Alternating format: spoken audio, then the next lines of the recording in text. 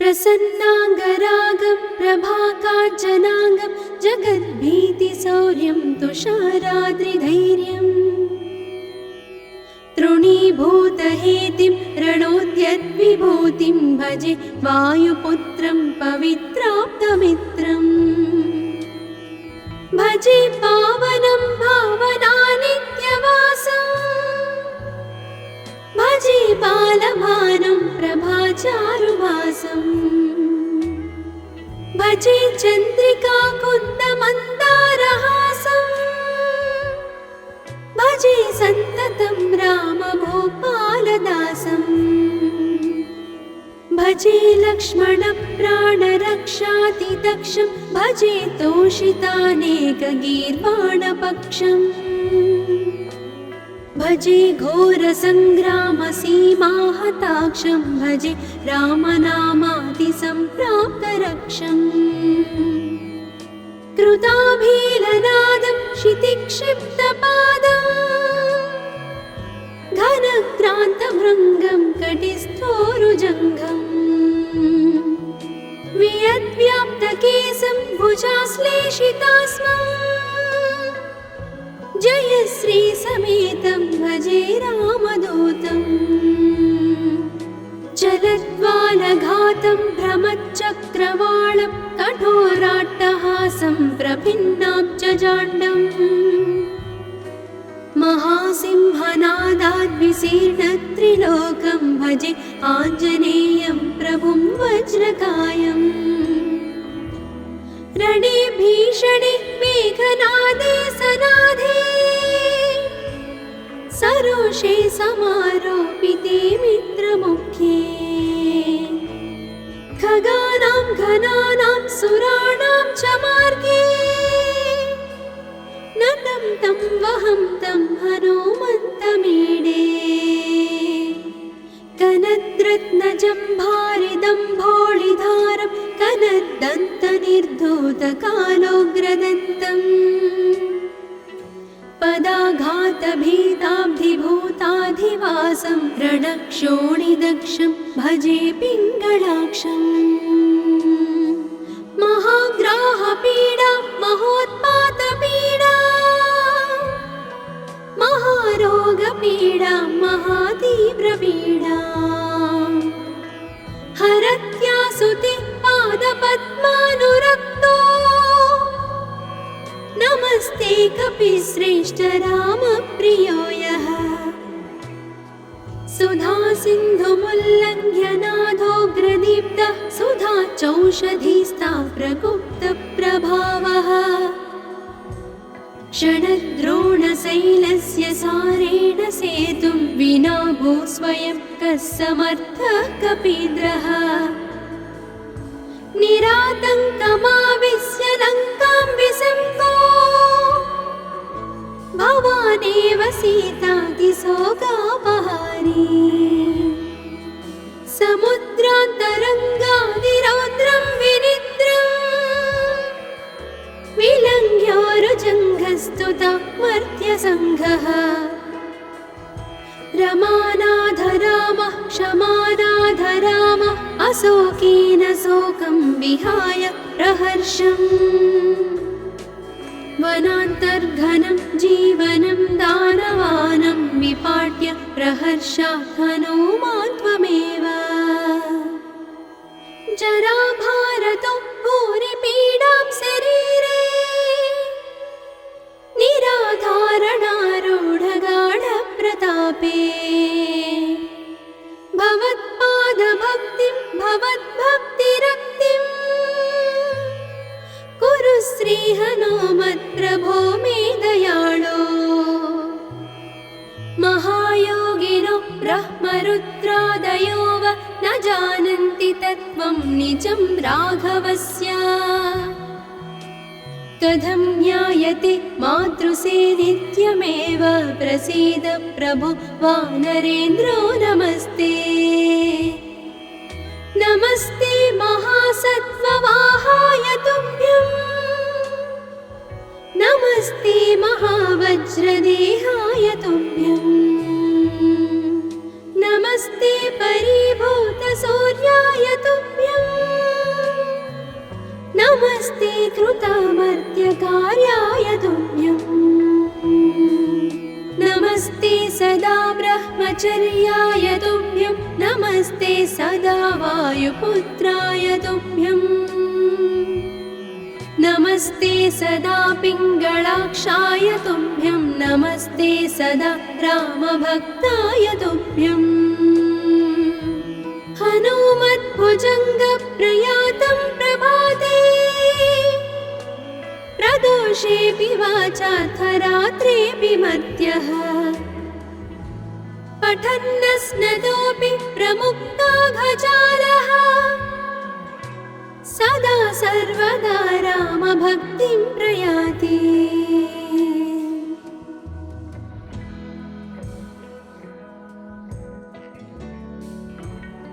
प्रसन्नाङ्गरागं प्रभाकाञ्चनाङ्गं जगद्भीतिशौर्यं तुषाराद्रिधैर्यम् तृणीभूतहेतिं रणोद्यद्विभूतिं भजे वायुपुत्रं पवित्राप्तमित्रम् भजे पावनं भावनानित्यवासम् भजे बालभानं प्रभाचारुभासम् भजे चन्द्रिकाकुन्दमन्दारहासम् भजे सन्ततं रामभूपालदासम् भजे लक्ष्मणप्राणरक्षातिदक्षं भजे तोषितानेकगीर्वाणपक्षम् भजे घोरसङ्ग्रामसीमाहताक्षं भजे रामनामादिसम्प्राप्तरक्षम् कृताभीलनादं क्षितिक्षिप्तपादं घनक्रान्तभृङ्गं कटिस्थोरुजङ्घम् वियद्व्याप्तकेशं भुजाश्लेषितास्मम् जयश्रीसमेतं भजे रामदूतम् चलद्वालघातं भ्रमच्चक्रवालं कठोराट्टहासं प्रभिन्नाब्जजाण्डम् महासिंहनादाद्विशीर्णत्रिलोकं भजे आञ्जनेयं प्रभुं वज्रकायम् रणे भीषणे मेघनादे सनादे सरोषे समारोपिते मित्रमुख्ये खगानां घनानां सुराणां च मार्गे नतं तं वहं तं हनुमन्तमीडे कनद्रत्नजम्भारिदम्भोळिधारं कनद्दन्तनिर्धूतकालोग्रदन्तम् पदाघातभीताब्धिभूताधिवासं रणक्षोणिदक्षं भजे पिङ्गळाक्षम् महाग्राहपीडा महोत्पातपीडा महारोगपीडा महातीव्रपीडा हरत्यासुते पादपद्मानुरक्तो नमस्ते कपिश्रेष्ठ रामप्रियो यः सुधा सिन्धुमुल्लङ्घ्यनाथोग्रदीप्तः सुधा चौषधीस्ता प्रगुप्तप्रभावः षडद्रोणशैलस्य सारेण सेतुं विना भूस्वयं कः समर्थः कपीन्द्रः निरातङ्कमाविश्य लङ्कां विसम्पो भवानेव सीतातिशोकापहारी समुद्रान्तरङ्गादिरौद्रं विनिद्रम् विलङ्घ्योरुजङ्घस्तुता मर्त्यसङ्घः रमानाथ रामः क्षमानाथ रामः अशोकेन शोकं विहाय प्रहर्षम् वनान्तर्घनं जीवनं दानवानं विपाट्य प्रहर्षात् हनुमान् त्वमेव जराभारतो भूरिपीडां शरीरे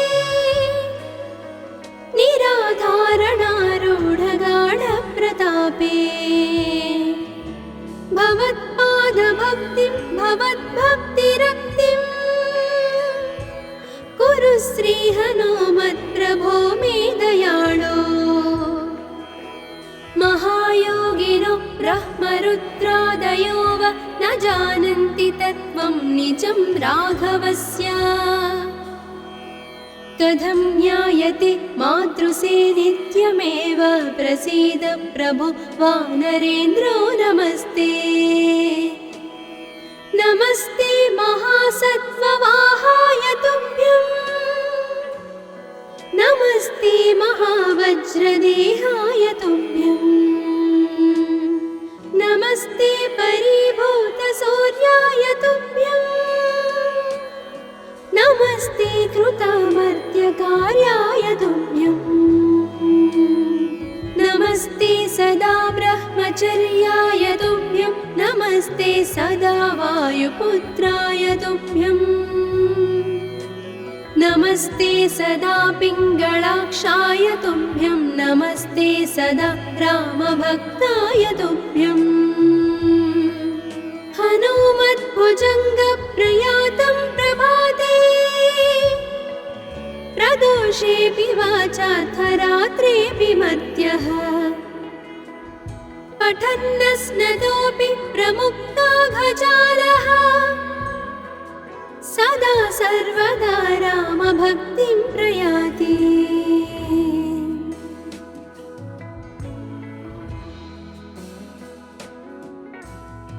प्रसन्नाङ्गरागं प्रभाकाञ्चनाङ्गं जगद्भीतिशौर्यं तुषाराद्रिधैर्यम् तृणीभूतहेतिं रणोद्यद्विभूतिं भजे वायुपुत्रं पवित्राप्तमित्रम्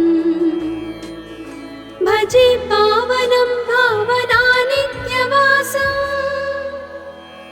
भजे बालभानुं प्रभाचारुभासम् भजे चन्द्रिकाकुन्दमन्दारहासम् भजे सन्ततं रामभूपालदासम् भजे लक्ष्मणप्राणरक्षातिदक्षं भजे तोषितानेकगीर्वाणपक्षम् भजे घोरसङ्ग्रामसीमाहताक्षं भजे रामनामातिसम्प्राप्तरक्षम् कृताभीलनादं क्षितिक्षिप्तपादम् घनक्रान्तभृङ्गं कटिस्थोरुजङ्घम् वियद्व्याप्तकेशं भुजाश्लेषितास्मम् जयश्रीसमेतं भजे रामदूतम् जलद्वालघातं भ्रमच्चक्रवालं कठोराट्टहासं प्रभिन्नाब्जजाण्डम्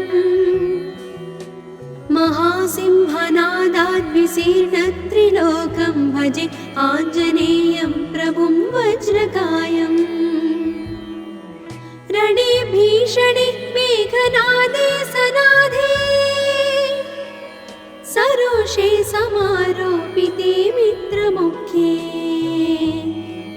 खगानां घनानां सुराणां च मार्गे नतं तं वहं तं हनुमन्तमीडे कनद्रत्नजम्भारिदम्भोळिधारं कनद्दन्तनिर्धूतकालोग्रदन्तम् पदाघातभीताब्धिभूताधिवासं रणक्षोणिदक्षं भजे पिङ्गळाक्षम् महाग्राहपीडा महोत्पातपीडा महारोगपीडा महातीव्रपीडा हरत्यासुते पादपद्मानुरक्तो नमस्ते कपिश्रेष्ठ रामप्रियो यः सुधा सिन्धुमुल्लङ्घ्य नाथोग्रदीप्तः सुधा चौषधीस्ता प्रगुप्तप्रभावः षडद्रोणशैलस्य सारेण सेतुं विना भूस्वयं कः समर्थः कपीन्द्रः निरातङ्कमाविश्य लङ्कां विसम्पो भवानेव सीतातिशोकापहारी समुद्रान्तरङ्गादिरौद्रं विनिद्रम् विलङ्घ्योरुजङ्घस्तुता मर्त्यसङ्घः रमानाधरामः क्षमानाधरामः अशोकेन शोकं विहाय प्रहर्षम् वनान्तर्घनं जीवनं दानवानं विपाट्य प्रहर्षात् हनूमान् त्वमेव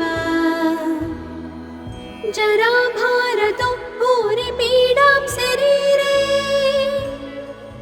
निराधारणारूढगाढप्रतापे भवत्पादभक्तिं भवद्भक्तिरक्तिं कुरु श्रीहनुमत्प्रभो मे दयाळो महायोगिनो ब्रह्मरुद्रादयो वा न जानन्ति तत्त्वं निजं राघवस्य कथं ज्ञायते मातृसे नित्यमेव प्रसीद प्रभो वानरेन्द्रो नमस्ते नमस्ते महासत्त्ववाहाय तुभ्यं नमस्ते महावज्रदेहाय तुभ्यं नमस्ते परिभूतसूर्याय तुभ्यं नमस्ते कृतामर्त्यकार्याय तुभ्यं नमस्ते सदा ब्रह्मचर्याय तुभ्यं नमस्ते सदा वायुपुत्राय तुभ्यं नमस्ते सदा पिङ्गळाक्षाय तुभ्यं नमस्ते सदा रामभक्ताय तुभ्यं हनुमद्भुजङ्गप्रयातं प्रभाते प्रदोषेऽपि वाचार्थरात्रेऽपि मर्त्यः पठन्नस्नतोऽपि प्रमुक्ताघजालः सदा सर्वदा रामभक्तिं प्रयाति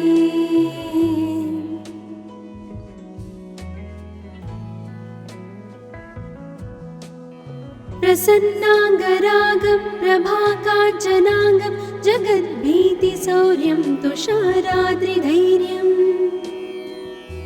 तृणीभूतहेतिं रणोद्यद्विभूतिं भजे वायुपुत्रं पवित्राप्तमित्रम् भजे पावनं भावनानित्यवासम्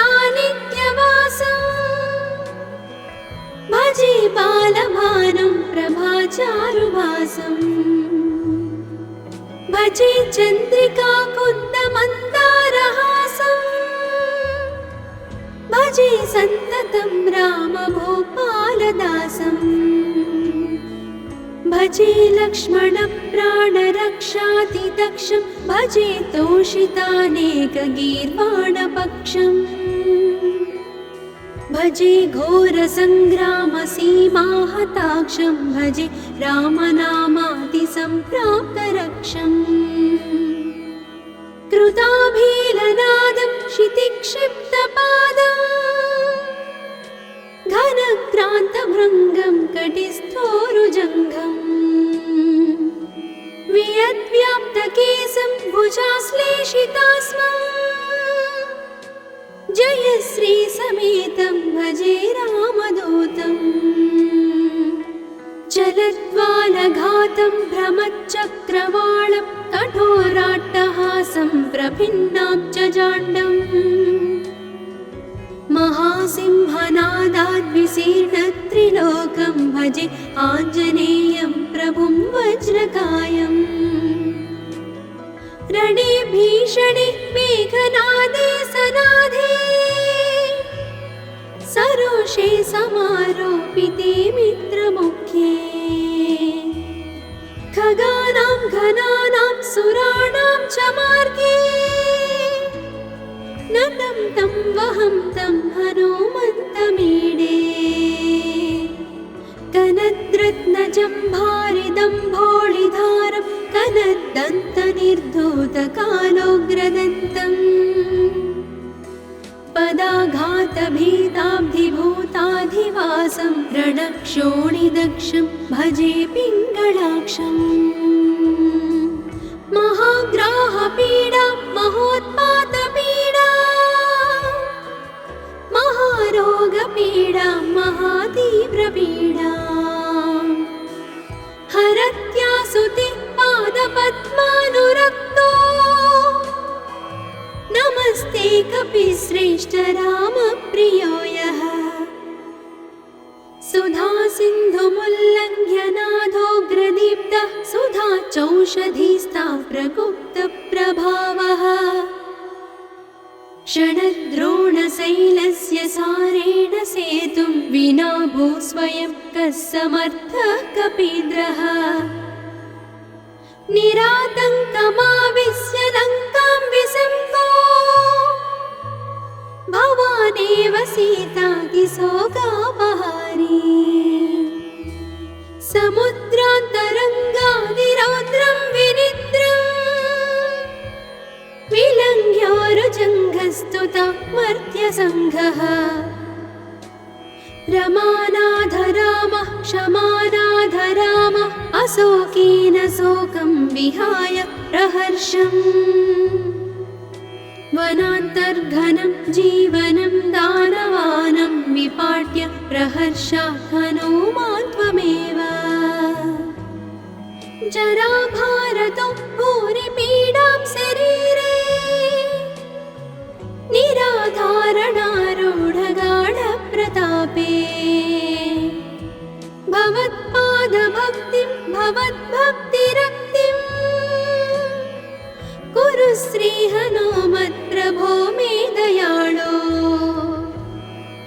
महायोगिनो ब्रह्मरुद्रादयो वा न जानन्ति तत्त्वं निजं राघवस्य कथं ज्ञायते मातृसे नित्यमेव प्रसीद प्रभो वानरेन्द्रो नमस्ते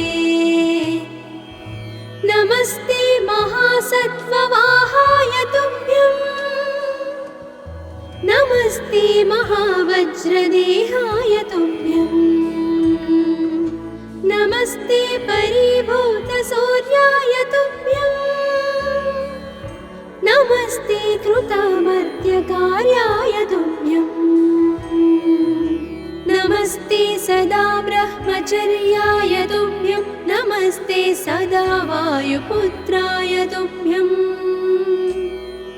नमस्ते सदा पिङ्गळाक्षाय तुभ्यं नमस्ते सदा रामभक्ताय तुभ्यं हनुमद्भुजङ्गप्रयातं प्रभाते प्रदोषेऽपि वाचाथ रात्रेऽपि मर्त्यः पठन्नस्नतोऽपि प्रमुक्ताघजालः सदा सर्वदा रामभक्तिं प्रयाति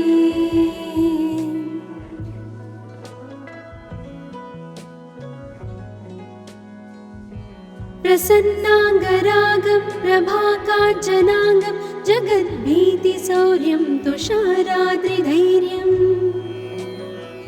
तृणीभूतहेतिं रणोद्यद्विभूतिं भजे वायुपुत्रं पवित्राप्तमित्रम् भजे पावनं भावनानित्यवासम् भजे बालभानं प्रभाचारुभासम् भजे चन्द्रिकाकुन्दमन्दारहासम् भजे सन्ततं रामभूपालदासम् भजे लक्ष्मणप्राणरक्षातिदक्षं भजे तोषितानेकगीर्वाणपक्षम् भजे घोरसङ्ग्रामसीमाहताक्षं भजे रामनामातिसम्प्राप्तरक्षम् कृताभीलनादं क्षितिक्षिप्तपादं घनक्रान्तभृङ्गं कटिस्थोरुजङ्घम् वियद्व्याप्तकेशं भुजा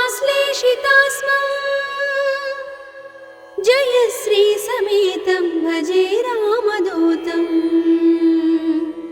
चलद्वालघातं भ्रमच्चक्रवालं कठोराट्टहासं प्रभिन्नाब्जजाण्डम् महासिंहनादाद्विशीर्णत्रिलोकं भजे आञ्जनेयं प्रभुं वज्रकायम् रणे भीषणे मेघनादे सनादे सरोषे समारोपिते मित्रमुखे खगानां घनानां सुराणां च मार्गे नतं तं वहं तं हनुमन्तमीडे कनद्रत्नजम्भारिदम्भोळिधारं कनद्दन्तनिर्धूतकालोग्रदन्तम् पदाघातभीताब्धिभूताधिवासं रणक्षोणिदक्षं भजे पिङ्गळाक्षम् महाग्राहपीडा महोत्पातपीडा महारोगपीडा महातीव्रपीडा हरत्यासुते पादपद्मानुरक्तो नमस्ते कपिश्रेष्ठ रामप्रियो यः सुधा सिन्धुमुल्लङ्घ्य नाथोग्रदीप्तः सुधा चौषधीस्ता प्रगुप्तप्रभावः षडद्रोणशैलस्य सारेण सेतुं विना भूस्वयं कः समर्थः कपीन्द्रः निरातङ्कमाविश्य लङ्कां विसम्पो भवानेव सीतातिशोकापहारी समुद्रान्तरङ्गादिरौद्रं विनिद्रम् विलङ्घ्योरुजङ्घस्तुता मर्त्यसङ्घः रमानाथ रामः क्षमानाथ रामः अशोकेन शोकं विहाय प्रहर्षम् वनान्तर्घनं जीवनं दानवानं विपाट्य प्रहर्षात् हनूमान् त्वमेव जराभारतो भूरिपीडां शरीरे निराधारणारूढगाढप्रतापे भवत्पादभक्तिं भवद्भक्तिरक्तिं कुरु श्रीहनुमत्प्रभो मे दयाळो महायोगिनो ब्रह्मरुद्रादयो वा न जानन्ति तत्त्वं निजं राघवस्य कथं ज्ञायते मातृसेवित्यमेव प्रसीद प्रभो वानरेन्द्रो नमस्ते नमस्ते महासत्त्ववाहाय तुभ्यं नमस्ते महावज्रदेहाय तुभ्यं नमस्ते परिभूतसूर्याय तुभ्यं नमस्ते कृतामर्त्यकार्याय तुभ्यं नमस्ते सदा ब्रह्मचर्याय तुभ्यं नमस्ते सदा वायुपुत्राय तुभ्यं नमस्ते सदा पिङ्गळाक्षाय तुभ्यं नमस्ते सदा रामभक्ताय तुभ्यं हनुमद्भुजङ्गप्रयातं प्रभाते प्रदोषेऽपि वाचार्थरात्रेऽपि मर्त्यः पठन्नस्नतोऽपि प्रमुक्ताघजालः सदा सर्वदा रामभक्तिं प्रयाति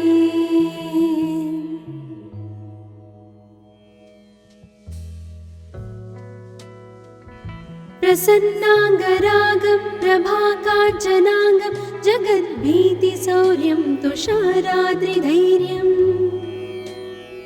तृणीभूतहेतिं रणोद्यद्विभूतिं भजे वायुपुत्रं पवित्राप्तमित्रम् भजे पावनं भावनानित्यवासं भजे बालभानुं प्रभाचारुभासम् भजे चन्द्रिका कुन्दमन्दारहासम् भजे सन्ततं रामभूपालदासम् भजे लक्ष्मणप्राणरक्षातिदक्षं भजे तोषितानेकगीर्वाणपक्षम् भजे घोरसङ्ग्रामसीमाहताक्षं भजे रामनामातिसम्प्राप्तरक्षम् कृताभीलनादं क्षितिक्षिप्तपादम् घनक्रान्तभृङ्गं कटिस्थोरुजङ्घम् वियद्व्याप्तकेशं भुजाश्लेषितास्मम् जयश्रीसमेतं भजे रामदूतम् चलद्वालघातं भ्रमच्चक्रवालं कठोराट्टहासं प्रभिन्नाब्जजाण्डम्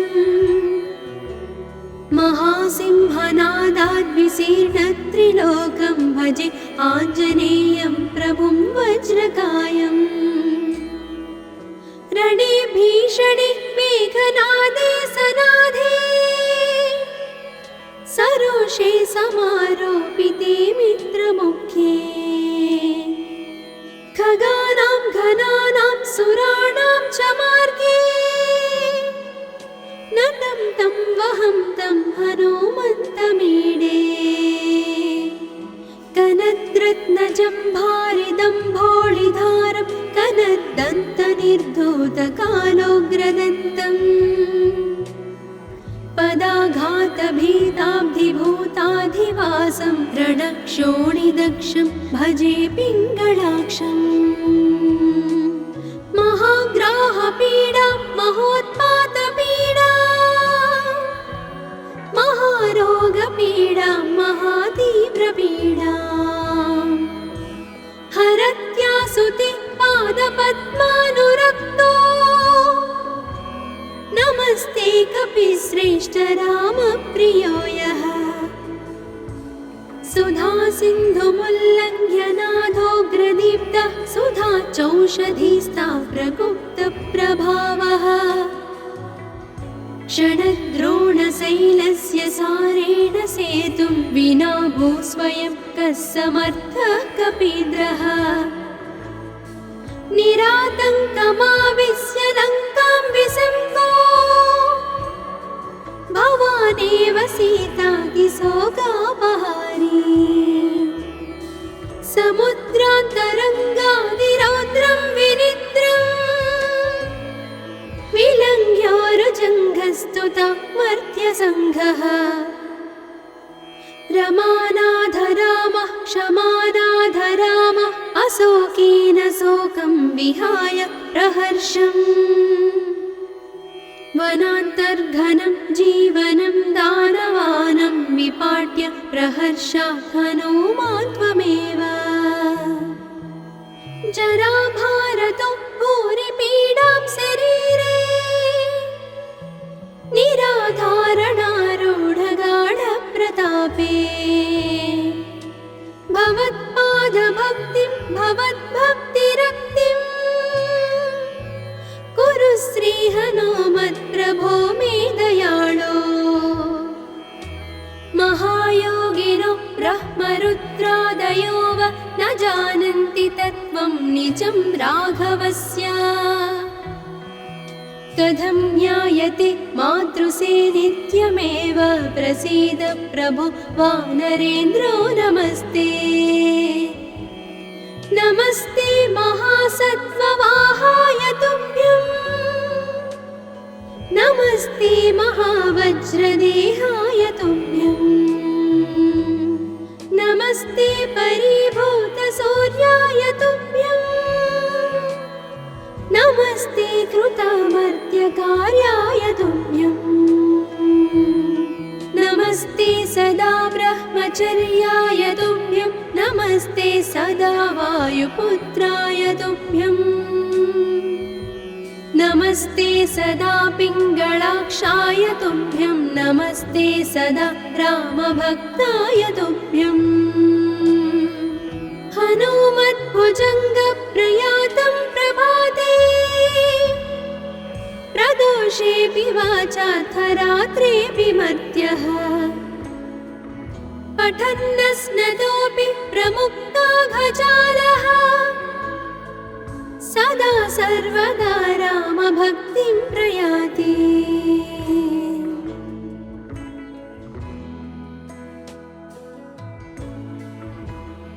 प्रसन्नाङ्गरागं प्रभाकाञ्चनाङ्गं जगद्भीतिशौर्यं तुषाराद्रिधैर्यम् तृणीभूतहेतिं रणोद्यद्विभूतिं भजे वायुपुत्रं पवित्राप्तमित्रम् भजे पावनं भावनानित्यवासम् भजे बालभानुं प्रभाचारुभासम् भजे चन्द्रिकाकुन्दमन्दारहासम् भजे सन्ततं रामभूपालदासम् भजे लक्ष्मणप्राणरक्षातिदक्षं भजे तोषितानेकगीर्वाणपक्षम् भजे घोरसङ्ग्रामसीमाहताक्षं भजे रामनामातिसम्प्राप्तरक्षम् कृताभीलनादं क्षितिक्षिप्तपादं घनक्रान्तभृङ्गं कटिस्थोरुजङ्घम् वियद्व्याप्तकेशं भुजाश्लेषितास्मम् जयश्रीसमेतं भजे रामदूतम् चलद्वालघातं भ्रमच्चक्रवालं कठोराट्टहासं प्रभिन्नां च जाण्डम् महासिंहनादाद्विशीर्णत्रिलोकं भजे आञ्जनेयं प्रभुं वज्रकायम् रणे भीषणे मेघनादे सनादे सरोषे समारोपिते मित्रमुख्ये खगानां घनानां सुराणां च मार्गे नतं तं वहं तं हनुमन्तमीडे कनद्रत्नजम्भारिदम्भोळिधारं कनद्दन्तनिर्धूतकालोग्रदन्तम् पदाघातभीताब्धिभूताधिवासं रणक्षोणिदक्षं भजे पिङ्गळाक्षम् महाग्राहपीडा महोत्पातपीडा महारोगपीडा महातीव्रपीडा हरत्यासुते पादपद्मानुरक्तो नमस्ते कपिश्रेष्ठ रामप्रियो यः सुधासिन्धुमुल्लङ्घ्य नाथोग्रदीप्तः सुधाचौषधीस्ता प्रगुप्तप्रभावः षडद्रोणशैलस्य सारेण सेतुं विना भूस्वयं कः समर्थः कपीन्द्रः निरातङ्कमाविश्य लङ्कां विसङ्गो भवानेव सीतातिशोकापहारी समुद्रान्तरङ्गादिरौद्रं विनिद्रम् विलङ्घ्योरुजङ्घस्तुता मर्त्यसङ्घः रमानाथ रामः क्षमानाथ रामः अशोकेन शोकं विहाय प्रहर्षम् वनान्तर्घनं जीवनं दानवानं विपाट्य प्रहर्षात् हनुमान् त्वमेव जराभारतो भूरिपीडां शरीरे निराधारणारूढगाढप्रतापे भवत्पादभक्तिं भवद्भक्तिरक्तिं कुरु श्रीहनुमत्प्रभो मे दयाळो महायोगिनो ब्रह्मरुद्रादय त्रयो वा न जानन्ति तत्त्वं निजं राघवस्य कथं ज्ञायते मातृसे नित्यमेव प्रसीद प्रभो वानरेन्द्रो नमस्ते नमस्ते महासत्त्ववाहाय तुभ्यं नमस्ते महावज्रदेहाय तुभ्यं नमस्ते परिभूतसूर्याय तुभ्यं नमस्ते कृतामर्त्यकार्याय तुभ्यं नमस्ते सदा ब्रह्मचर्याय तुभ्यं नमस्ते सदा वायुपुत्राय तुभ्यं नमस्ते सदा पिङ्गळाक्षाय तुभ्यं नमस्ते सदा रामभक्ताय तुभ्यं हनुमद्भुजङ्गप्रयातं प्रभाते प्रदोषेऽपि वाचार्थरात्रेऽपि मर्त्यः पठन्नस्नतोऽपि प्रमुक्ताघजालः सदा सर्वदा रामभक्तिं